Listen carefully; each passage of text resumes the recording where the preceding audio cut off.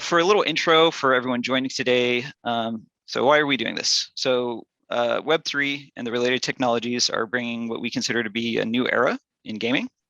And we're currently witnessing what is probably the first meaningful wide-scale implementations of blockchain tech in games. So we find this very controversial topic right now. So whether you love the space, whether you hate it, or if you're just confused by it, we can probably all agree it's very important to understand the implications of what's shifting currently. So today we're going to be breaking this down into three segments that we're going to be exploring. First, we're going to discuss the current state of the industry. Next, we're going to discuss blockchain's impact on game development. And lastly, we're going to discuss the process of discovery and adoption for these games. And we're very honored today to be joined by four true leaders in the space with very different perspectives and functions with their companies. So to introduce our panelists today, we have joining us Sebastian Broget. He is the co-founder and COO of the SandBox, a virtual world where players can build, own, and monetize their gaming experiences. Sebastian also became the president of the Blockchain Gaming Alliance in 2020, a nonprofit organization of 250 key members of the industry. He was recently named in the top 100 most influential people in crypto by Cointelegraph. Next up, we have Gabby Dizon. Gabby is an entrepreneur and 15-year veteran of the game industry in Southeast Asia. He is CEO of Altitude Games, chairman of Alto.io, and a founding member of the Game Developers Association of the Philippines. He is also the co-founder of Yield Guild Games, aka YGG, which is a play-to-earn gaming guild. YGG invests in yield-producing NFTs and games in virtual worlds, and its player community from around the world can earn income from playing these games. Next up, we have Atif Khan, the COO at Stardust. He is an ex-Facebook gaming executive and angel investor. Stardust is a software platform that enables game developers to build in the metaverse, including an easy graphical platform to build, manage, and implement NFTs in games. And then lastly, we have Cedrick Gamelin, CEO and co-founder of Arrivant, a game publisher powering the future of human connection and play and earn economies. Cedrick has built award-winning VR, MR, and XR experiences. Throughout his work, Cedrick has realized that automation was quickly replacing his skilled human colleagues. This triggered his vision to build a trans-real gaming platform where AI doesn't take away your jobs or our sense of purpose. And then I will be your host today. My name is Warren Woodward. I am the co-founder and chief growth officer at Uptick. At Uptick, we make marketing automation solutions, and we provide a full-stack growth marketing team for mobile and Web3 games. Some of our clients include BitLife and our newest partner, Axie Infinity and the Sky Mavis team. Okay, so going into our topics today, we want to start with just discussing the state of the industry. So we'll start with Gabby here. Gabby, how would you just characterize the current state of blockchain gaming? And what are some of the best examples of companies and products that you see thriving in the space at the moment? We're in a time of really great experimentation and innovation in the blockchain game industry. So I would say that the space started in earnest around 2018, and there weren't a lot of examples then. But when Axie Infinity broke out last year, then you've seen a lot of really experienced developers seeing the potential of the space and starting to build incredible products. We see a lot of them because we invest in a lot of these games and the NFT assets that are coming out. So apart from Axie, we're invested in SandBox as well, which is really coming out full force this year. And we're seeing just a lot of talent trying different genres, business models, tokenomics models.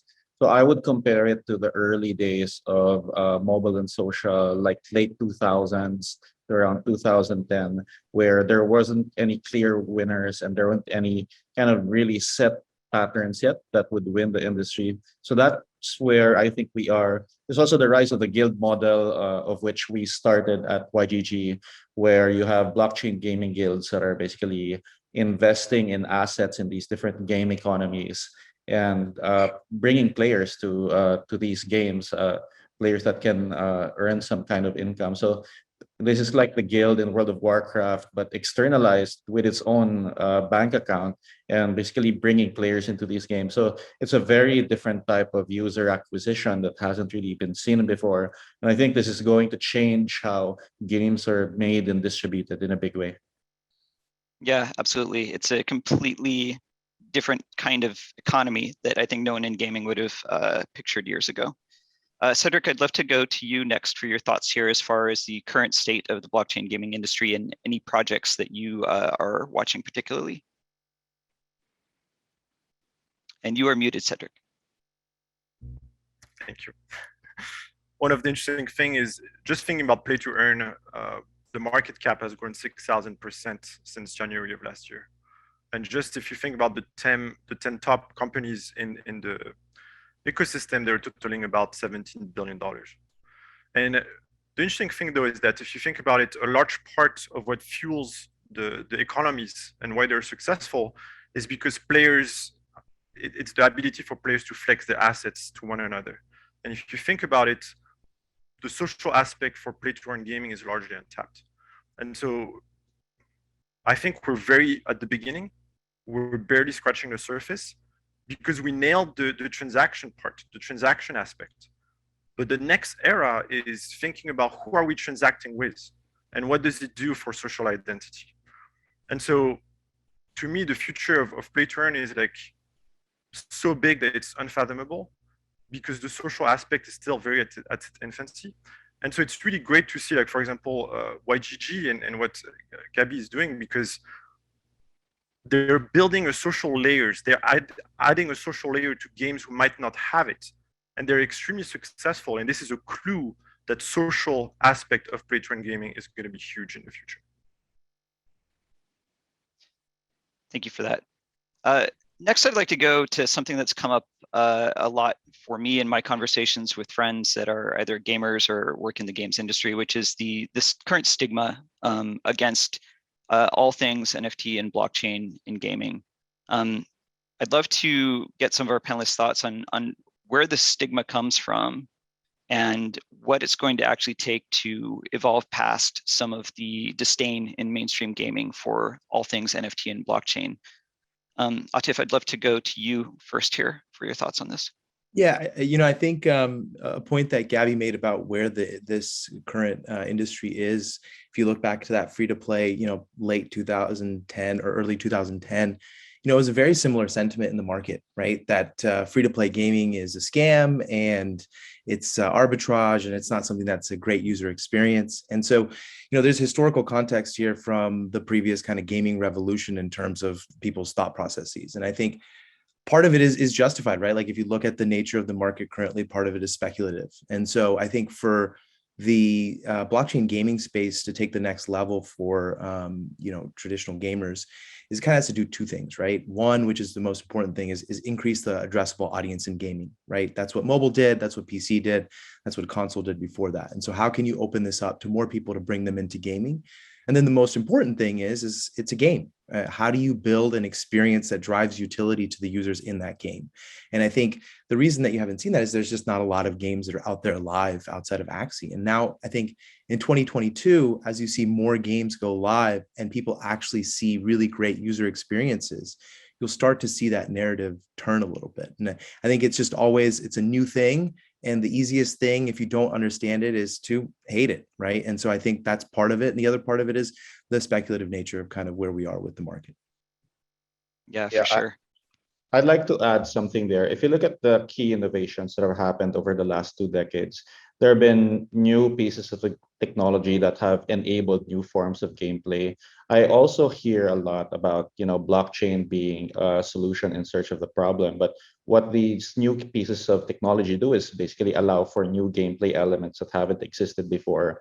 It was the database that allowed for multiplayer gaming and certainly gave rise to MMOs. It was mobile phones that gave rise to the whole mobile and especially mobile free-to-play. And now with blockchain and NFTs, you have basically player-owned assets in a global database that anyone can read. And this is a new mechanic that I think people are just still figuring out how to tap into different types of play, especially assets that can be freely traded with with players for each other. So this means that any asset in the game can basically have a marketplace aspect that is kind of built in. And this is very exciting and presents a lot of new possibilities. Yeah, it's interesting you say that. A game that I've played a lot in my life is Magic Arena, and I was watching a YouTuber recently that was complaining about the economy, was complaining about the inability to trade their cards or to gain any value from these extra cards they had, and the whole thing was this rant against the economy. And at the very end, they said, "But whatever you do, don't put NFTs in the game." To the company, and it's like you literally described the situation that could be solved by this, and then but there's all this disdain for the solution. Sebastian, I would love your thoughts here as well, as far as your thoughts on the current stigma and what may move the industry past that. Well, I think like we're past beyond the rational on this stigma. Like it's really a love-hate kind of approach. But overall, we're seeing, I'm happy to see that we're seeing like a greater shift towards like developers adopting the technology, not just for like the financial nature of it, but for the right reason, like because it's actually empowering the players first. It's helping to design new games with this mindset of community driven first. Like the video game industry has been almost stalling for 25 years in terms of innovation. Like it was in search of like VR and AR to try to make new immersive experiences. That didn't took off, and many people are still looking for what will be the killer app for that. The mobile free to play, it's a market where like a top grossing hasn't been moving for such a long time. So we know that gaming is this huge entertainment. It's the biggest industry above movie, above music combined, and yet it's only reaching to 2.5 billion players, and it's not really topping beyond. While there is a technology that has been like, I think, the greatest driver of innovation and experimentation for the past 4 years, and has already shown back on the promise of like empowering new kind of users that we can enlarge the market toward the 10 billion gamers differently. It's been enabling like access to new opportunities for large gaming market that were up to now largely ignored in the free-to-play economies like India, Indonesia, Thailand, Philippines, etc. But going beyond, it's actually also being, and we're seeing that with SandBox, like we're seeing like top tier countries, Korea, US, Canada, Europe, Hong Kong, Japan, also now moving deeply into that. Like the power of network effect with community-driven based games and player-owned economy is just hard to beat. And well, there will be always friction, but I think overall, once you're in, it's impossible to go back. It's like not being able to sell anything in the real world. On which ground has it been established? Just the lack of technology for it. I'm skimming the questions here. Thank you, everyone, putting in a question. Some of these questions are product specific for some of the products that our panelists work, their companies do. We probably won't be addressing those as much. I am going to bring in a question here. Hope I'm saying your name right, from Ronan Mense. It ties into the next topic, which we want to touch on the role of mobile. So Ronan's question is, will sustainability of Web3 games depend on a mobile experience and more cross-platform? How do you see mobile app playing a role here? And just to expand on that a little bit more, and I'd love to get some thoughts on, the role that mobile is going to play in this ecosystem with, I think specifically what's interesting, and Atif, you referred to this earlier, is just like the massive install base of mobile, and what is the role of that platform relative to Web3 gaming? Why don't we go to Gabby here? Oh yeah. Yeah. Okay, perfect. Yeah, so outside of the North America and probably like the typical like high-end Western markets in Western Europe, we're seeing maybe 98% of our player base in mobile. So I think it's incredibly important. We're seeing like a move where a lot of the game developers don't necessarily feel the need to be in the app stores. Maybe they're starting with a web-based experience, or maybe they have an app store-based experience that doesn't touch crypto, and then the crypto and wallet parts are in a web-based experience. So I think actually we'll see the rise more of web-based games, which have been around for a long time, but have suffered from discovery and monetization issues. crypto fixes those monetization issues and discovery as well, because it enables the network effects of communities that you didn't see in free to play. So I see mobile being the dominant platform in the future. Of course, not the only one. There'll be more high-end experiences that will be built for PC and maybe console. But yeah, I think it'll be mobile driven. Tiff, do you have any thoughts you'd like to share here?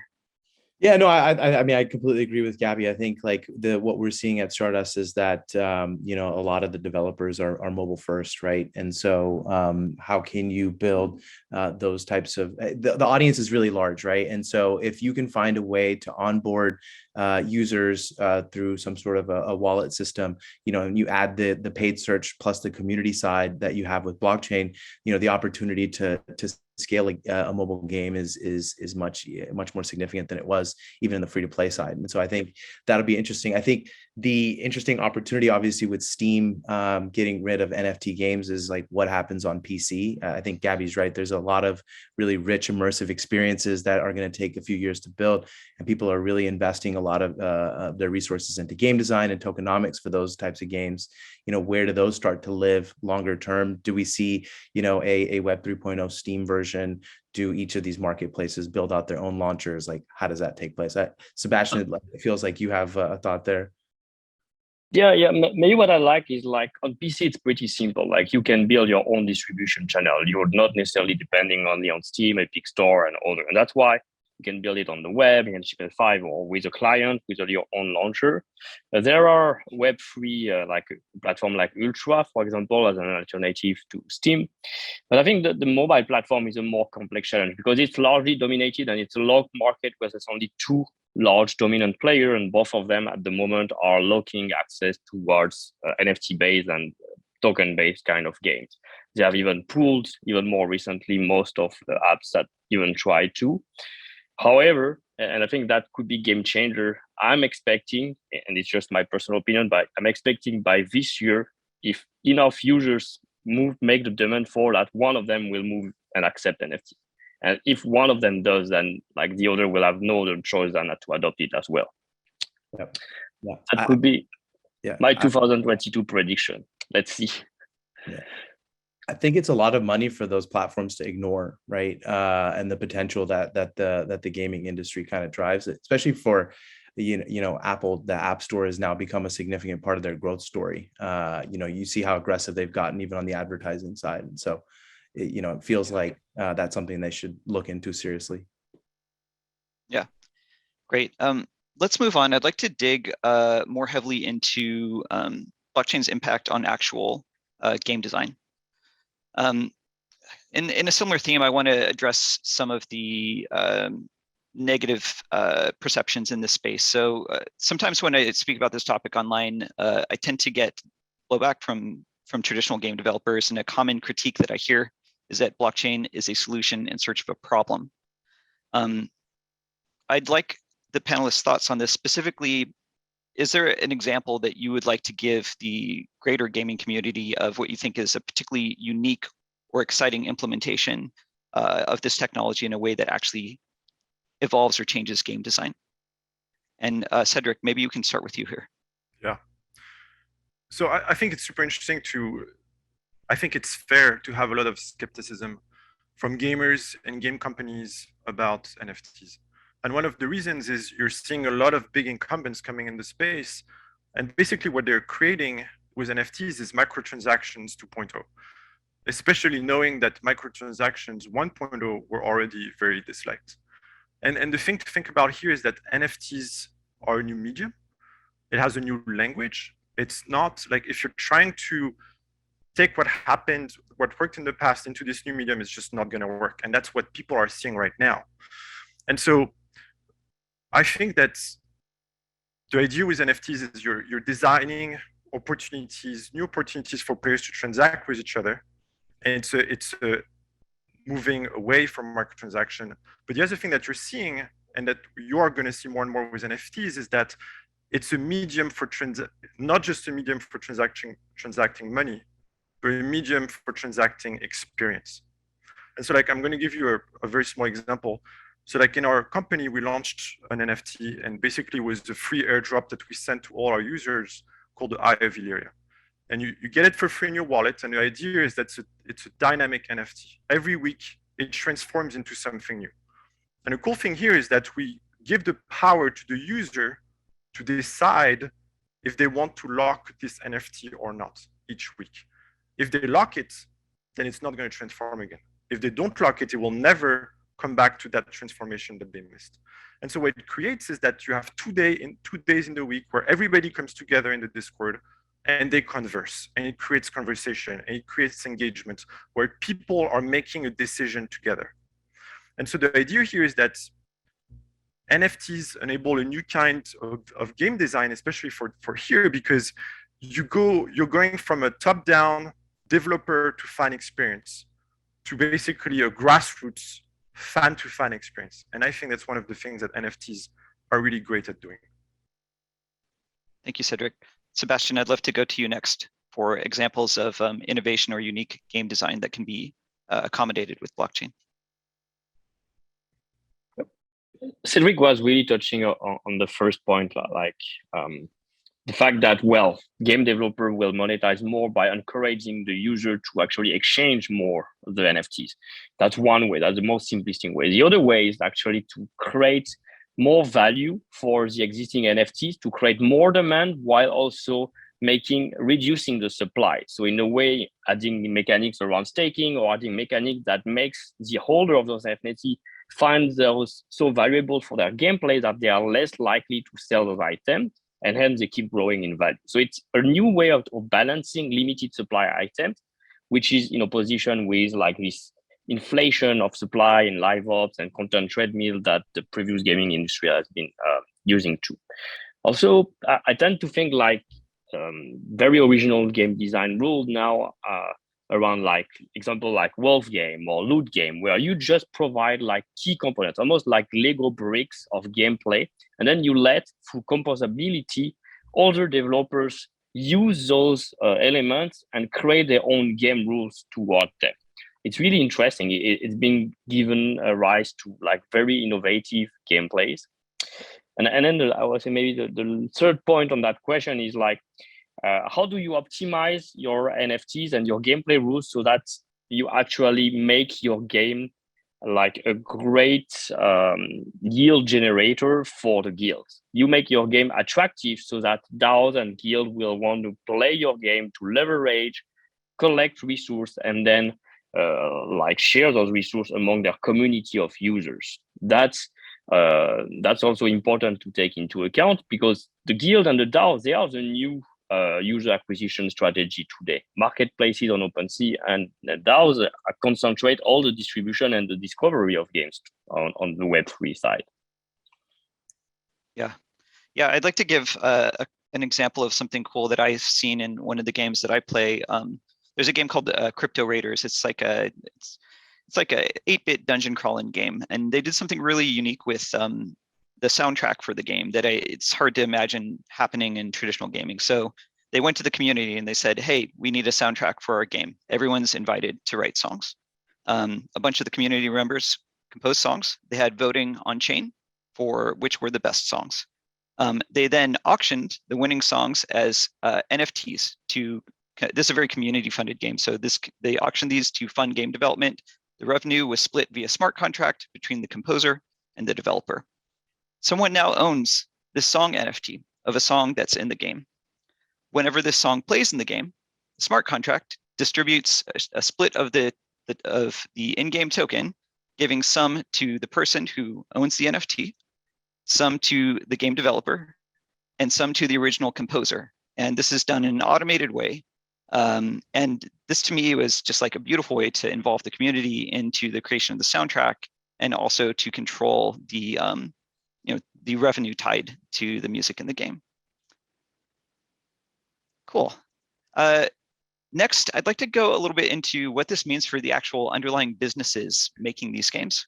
So what does it actually mean for a company's business model when blockchain ownership, smart contract monetization, and these other factors that we're discussing come into play for your company's revenue? And maybe Gabby, we can go to you here first. You've been involved in a lot of different types of business. So what's different about your underlying business due to these elements?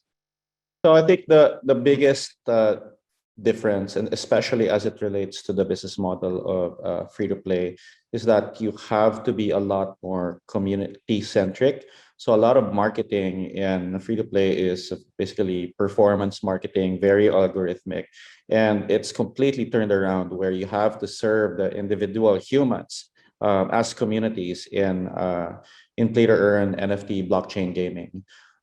And with a lot of the business models, you're moving from a kind of direct sales model where you're selling things to people as IAP, for example, to letting players create the value in these games and virtual worlds, whether via like things like breeding or crafting or doing work inside the game that can earn them tokens, and then letting the players trade these with each other with a company underneath it, basically orchestrating the economy and taking a cut out of value. So I liken it to the time when Amazon shifted its primary business model from selling books and other items directly to being a marketplace where their their margins were much smaller, but they facilitated so much more turnover and many more customers, and basically supported small businesses, which became large businesses inside their game, inside their marketplace. So this is what you can do in their game. If you get people in the game that are breeding, crafting, playing,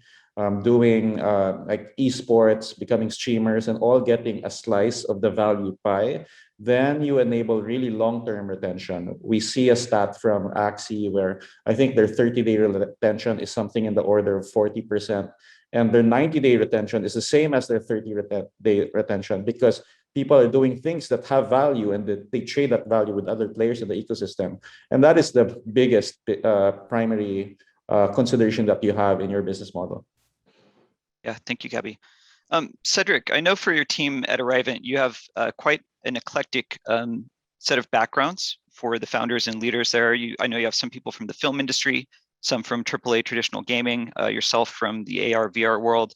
What have you found unique about building a blockchain gaming business versus these other industries? Yeah, absolutely. I mean, I'm going to build on what Gabby is saying because it's really fantastic. I think if you think about traditional gaming, especially free to play, these companies were operating from a place of fear, where the thought was if we let our players cash out, they'll leave. And the problem with this is players don't have skin in the game, and hence they have very low loyalty to a game. Now we're entering play to earn, right? Where developers operate from a space of freedom. If we let our players cash out, they'll want to stay and they'll want to spend more. And the interesting thing here is that it also creates a place where players, since they have skin in the game, they're also much more respectful of the spaces that they're in, and they care about the spaces that they're in. And so, like, if you think about just like traditional world example where you think about people renting a house versus people owning a house. Renters of a house, we don't care about the house they're in because they're just renting, they have no ownership of it. And so the idea here is that all of your players right now, they're owning parts of the house and they want it to work. And so, and Gabby's absolutely right. Your community is becoming a brand activator because basically we're all on the same boats and we want this boat to succeed. Yeah, thank you, Cedrick. Sebastian, I'd love to go to you next. You can speak on the overall business model if you like, but I'd also love for you to focus a little bit on the specifics of in-game economics. So what are your thoughts on the core differences between in on-chain economies versus traditional free-to-play economies? And what does this actually mean for the overall effect on game monetization? Right.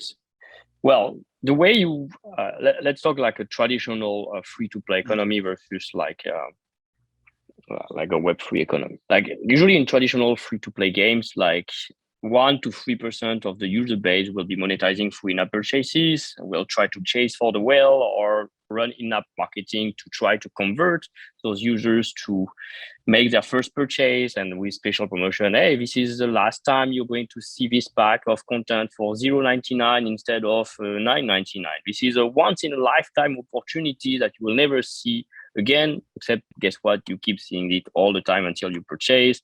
And because we're using like a very data-driven approach, like some users get it at $1.99, $2.99, etc. Like this is the biggest lie ever, in my opinion, to the face of users, and the total lack of transparency that this industry is actually based upon. That said, the rest of the model is around advertising. So we're going to serve ads to that 97% of user base that actually we're struggling to monetize. Ads tends to be suck. We don't like ads. Developers hate to implement ads through SDK as well. It's a suboptimal user experience. Yet that's the best we found, and that's how we stay with it. Even worse, like to serve ads, you actually have to collect data around users' preference, etc. So you actually feeding the Web2 closed garden metaverse, so-called metaverses, by allowing them to collect data around their users so they can better target those. So you're actually giving up the user, allowing them to be tracked, sell their data, etc. to advertiser.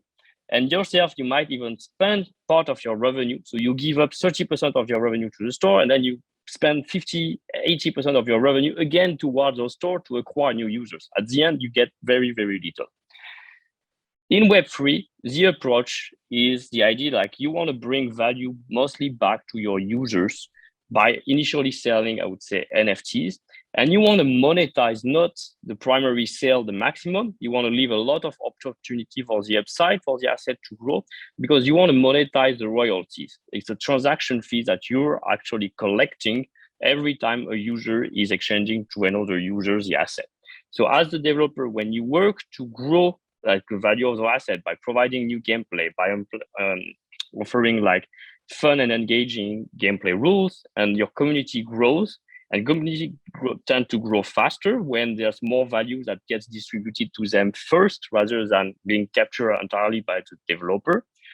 You actually collect that. And we've seen now, Axie Infinity being the first, like the effect of royalties, but we've seen that also with OpenSea as marketplace. Like they have revenue, I don't know how much it was, like $50 million, even more amounts based on like just the secondary royalty fees they collect over their million of users transacting every month. And I think it's a fair, much more fair and transparent way to monetize that benefit everyone in the value chain.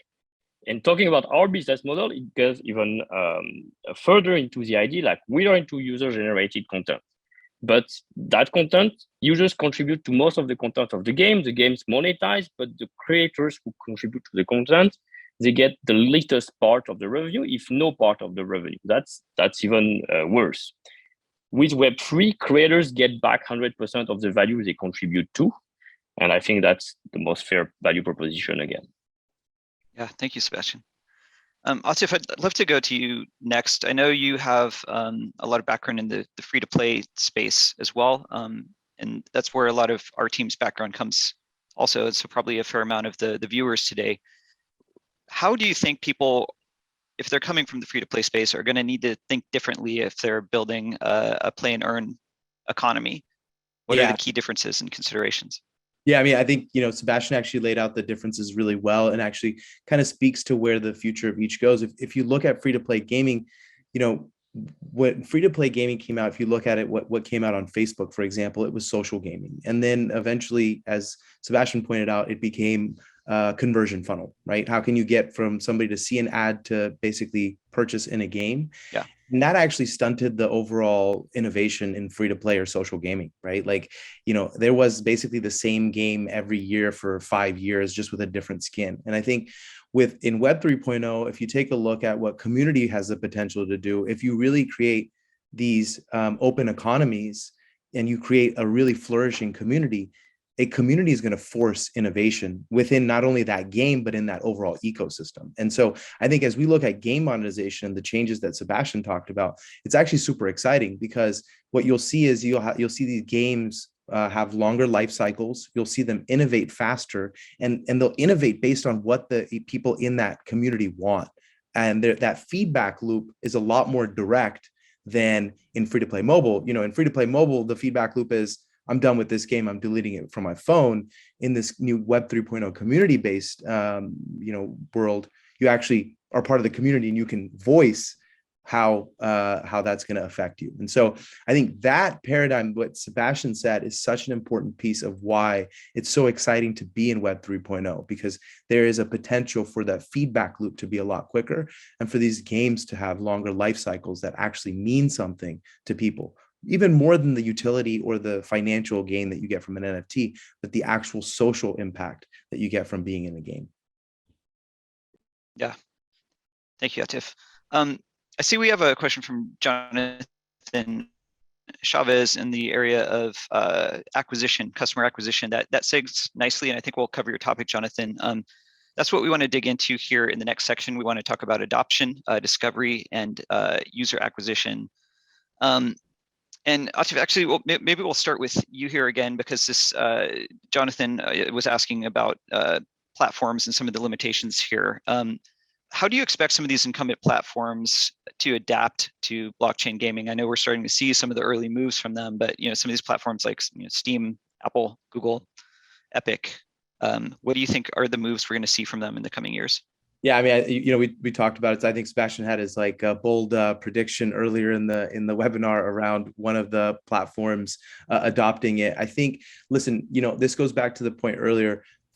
We need more successful use cases. At the end of the day, if we're driving really high quality experiences for users on these platforms and there's dollars behind it, like, they're going to have to adapt.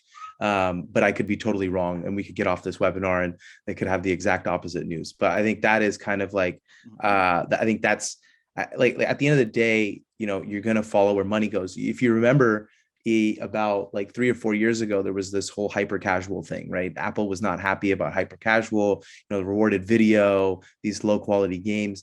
They found a way to make it work. They separated out the game section, still kept it high quality content, and found a way to make sure that the editorial was good.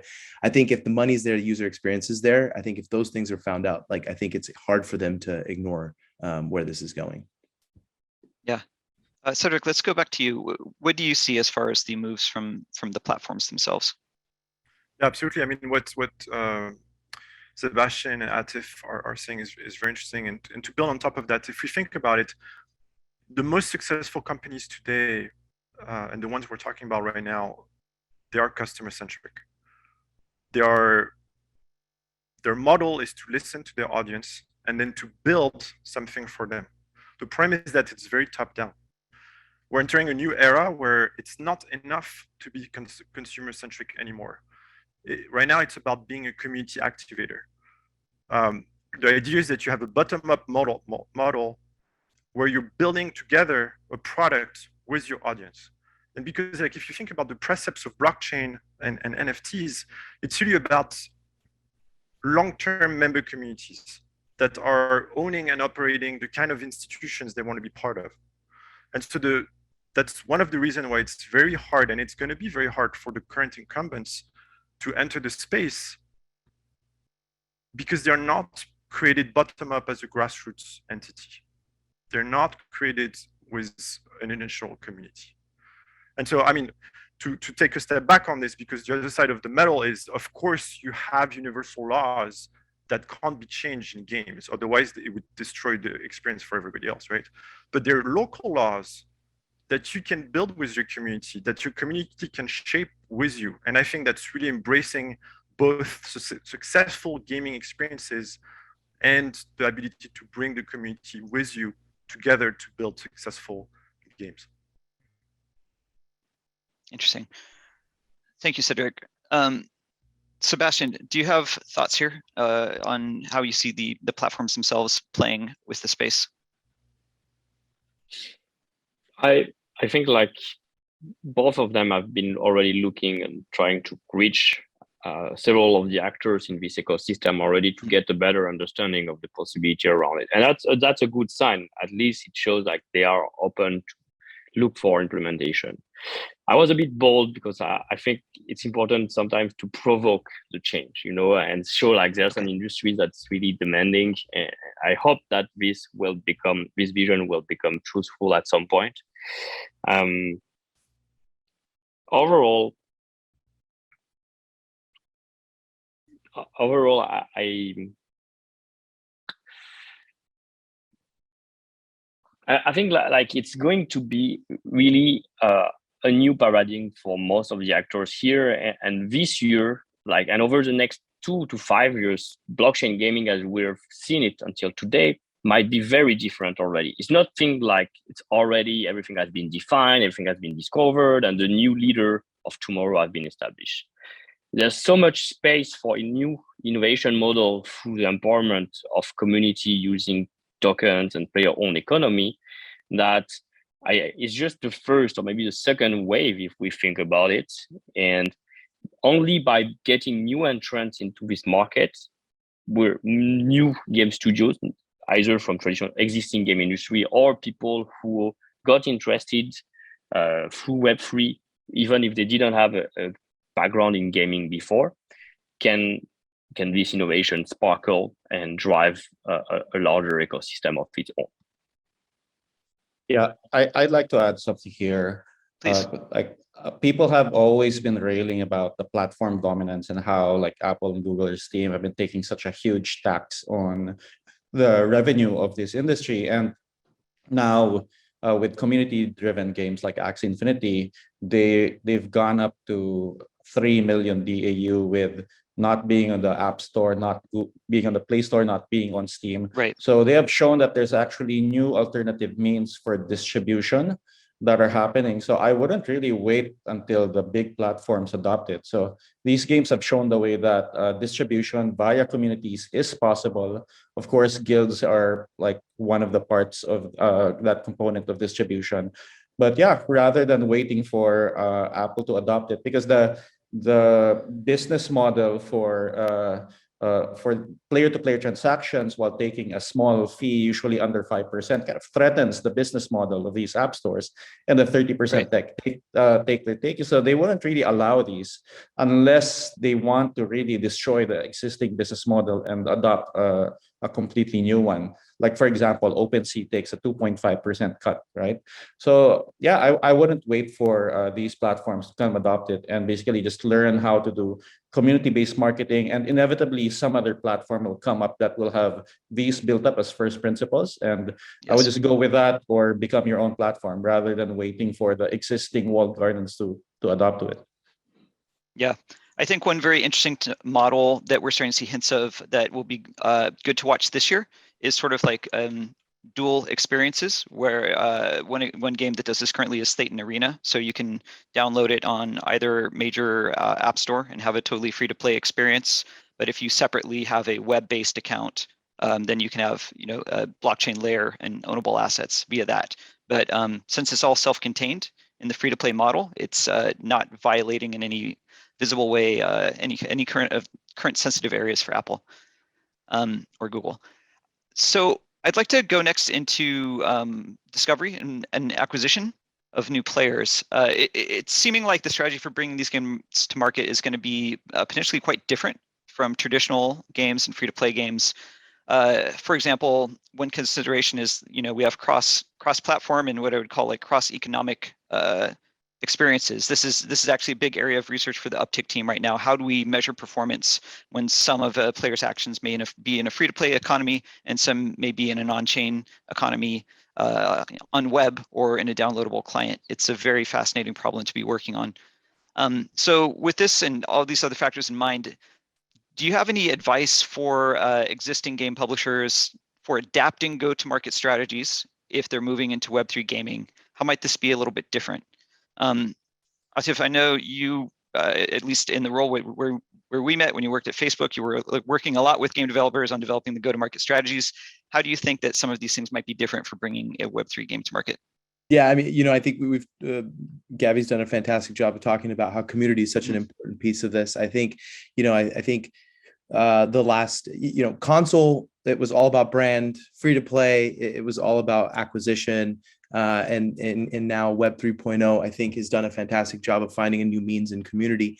The way that I would think about it is, build your brand so that way discovery is easier, and then build the community around that discovery to make the cost of acquisition cheaper, and really center around the community piece, driving that whole strategy. And it starts with discovery, right? Like, if you look at Stardust, for example, 4 or 5 months ago, not many people knew about Stardust. And now that people understand what we do and what we're doing, like, that is allowing us to have, product market fit. And then we build a community, and then that makes the cost of acquisition cheaper. And so I think, focusing on building what your game, what the utility is about, making sure that people understand that brand, building a really great community around that with the help of guilds, also just with your internal efforts, and then going out there and acquiring. I think that's how I would think about it. And that's kind of how we're thinking about it at Stardust as well. Yeah, absolutely. Gabby, I'd love to go to you here next. You mentioned some thoughts on user acquisition earlier. I mean, can you share some more thoughts on how you believe we optimally drive discovery for NFT-based or play-to-earn games? And how is this going to be different from, say, traditional mobile user acquisition? Yeah, so I think it's going to be very different in that you'll be enabling communities, and I'll point to 2 examples here. Axie Infinity is the first, where it grew a lot, where you had people who were basically recruiting their friends to join the community, not because they would benefit from it themselves, because everyone was deriving the benefit of play to earn. And the other is actually from Bored Ape Yacht Club, which had really just excellent, built a brand from scratch. And yeah, it's basically $1 billion brand in 6 months, where people were really part of the community, and they really enabled the community to remix, to be part of it. And now it's gone in and brought in famous people and celebrities, and people feel like they're part of the same community as these other people. So serving the community first is really the way to go. It's not top-down mass marketing. It's not performance marketing. It's how are you enabling the individuals to be part of your community, and how are you serving them, instead of the other way around. So it's really a kind of different model from the previous types of marketing. And it's the recognition of the individual and how you are serving them as part of the greater community. Maybe, Yeah. Maybe one thing I'd like to add is, like, it's actually also, like, very often when you run a company or game studio, you talk about what's the culture of my company, what do I want employee to stand for, what are my values. But when you apply this to community and you start to build the culture of your community, I think Axie Infinity is beyond community at this space. It's part of, like, the Web3 culture, and same for Bored Ape. And I hope that SandBox will acquire the similar statues at some point. And those communities stand for specific value of support, of creativity, of engaging, of doing things both in real life and outside. Some might even think like this is the next generation of the social club, and sometimes where, like, new world and new content will be born from. Like, people compare the Borget club to the next Disney, but the community is creating the world, it's creating the places where that the character originated from. So we're going a bit beyond video gaming here, but I think this is all the potential it is about. Yeah, and I think the one point that Gabby made about board BAYC that's really important is not only are people in the community, but everybody's equal in the community and everybody's treated equal, right? If you look at the celebrities that are brought in versus the people that have been there for a long time, that openness, that willingness to be a part of the community and treat everybody the same, it's really, really different. Like, as somebody that's relatively new to the space, I always tell the team, like, everybody's super nice, everybody's super helpful, and everybody's really welcoming. And that's really a staple of the overall, like, community in Web3. I'll go even beyond to the idea of supportive. Like, we at SandBox decided to acquire a large amount of collection of FFT. We are known for having acquired one of the most expensive Bored Ape, and made it the new mascot of the social hub, so that anyone entering SandBox, the first thing they see NFTs from other games. Like what you're seeing behind me, it's actually NFT from many other communities and games and IPs and brands. Yeah. It's not SandBox. We did the same with acquiring many Axies and teaching our team and our community to play Axie for themselves and for learning the culture of Web3. Now we acquire the most expensive World of Women because we want more diversity in the space, and we have our new, I would call Edgery, new future mascot of the metaverse. And we'll keep doing that, and that's how we support the ecosystem. And that's a great spirit that I didn't find for the past 10 years. I worked into the mobile free-to-play industry where it's been extremely competitive, everyone trying to like keep for himself information, except one country, which was like Finland. The Finnish were very popular for sharing with themselves like the good tip, and that might be one of the reasons of success into this category. Yeah, you guys.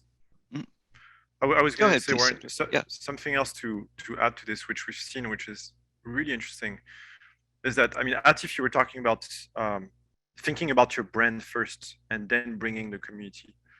And I think it's super interesting because you really want to have values that will sustain your company and your culture. Sebastian was sort of talking about the culture.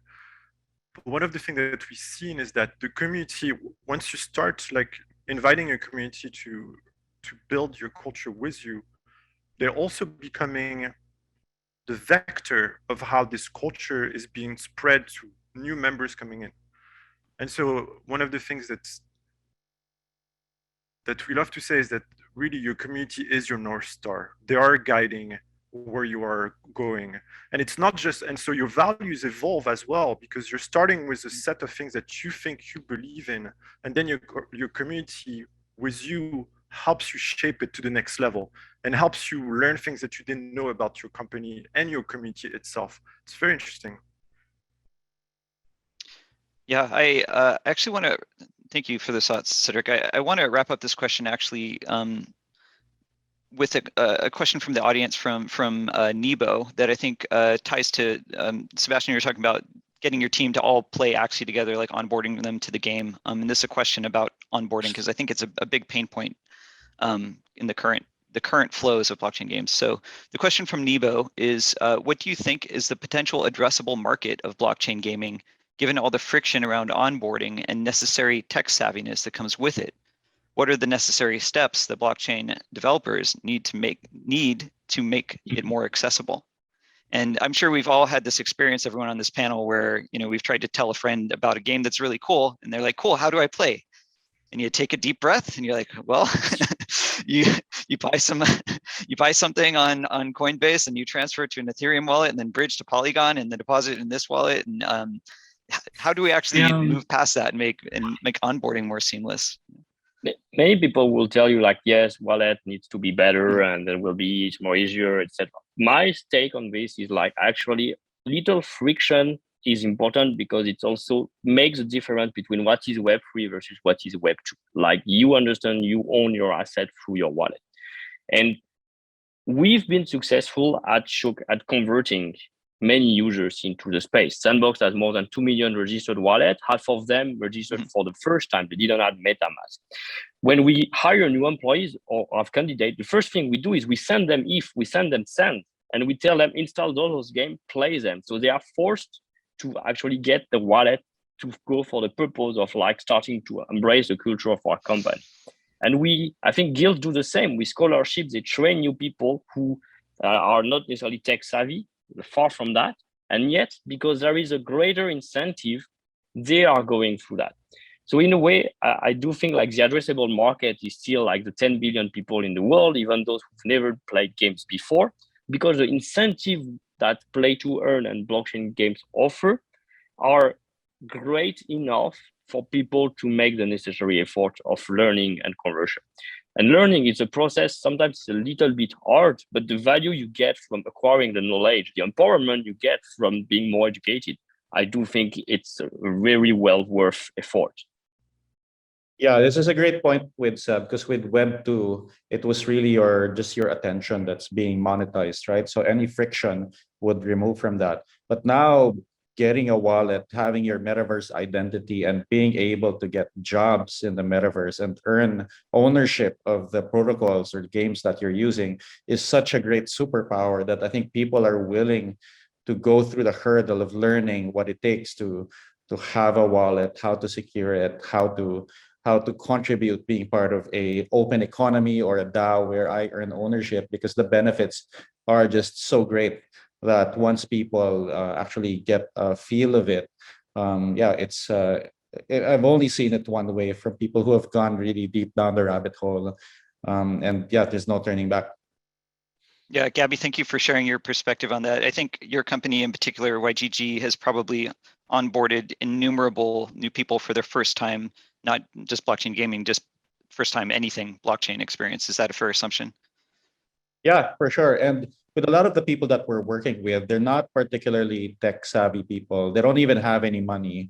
We work with a lot of people in developing markets such as Philippines, India, Brazil. And in free to play, these were basically test markets. You go acquire them during beta, and like you couldn't monetize them, so you didn't really care about them. Now in the community first model, these people matter and you want to serve them too, because they play an important part in the economy, and in return, these people receive some value out of it as well.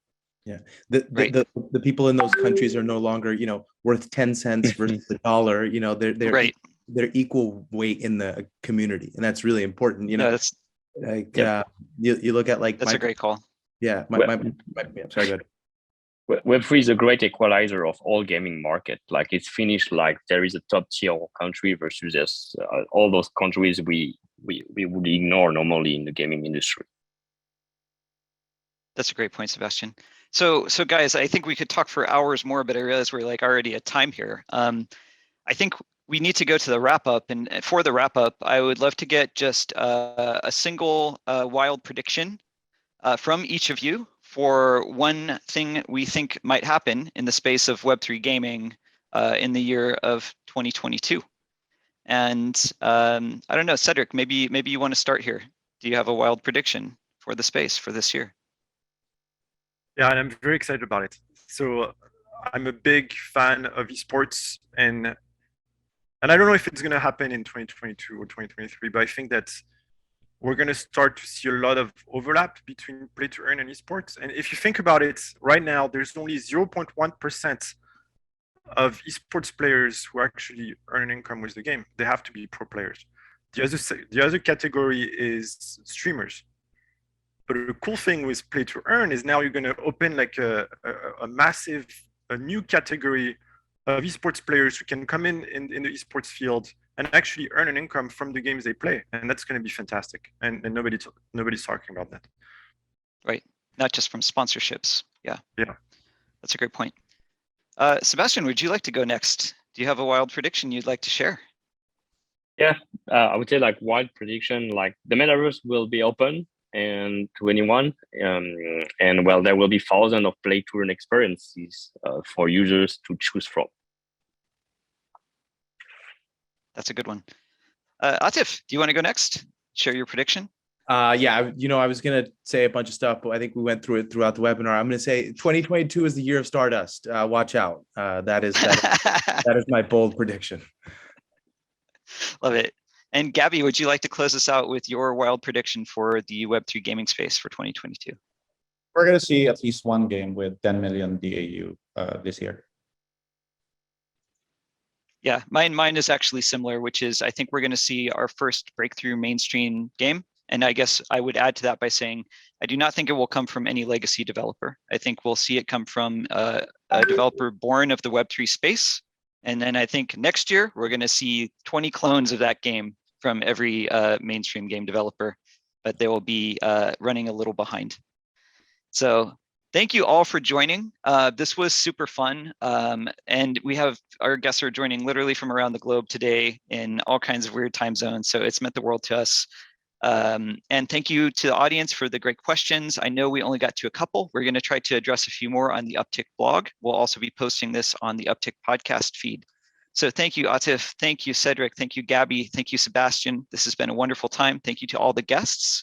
And again, this was brought to you by the team at uptick.com, where we do mobile and Web3 games marketing and the technology to power that. So if you'd like to learn more about Uptick, you can reach us at upptic.com. All right, thanks everyone. Have a great day. Thank you so much.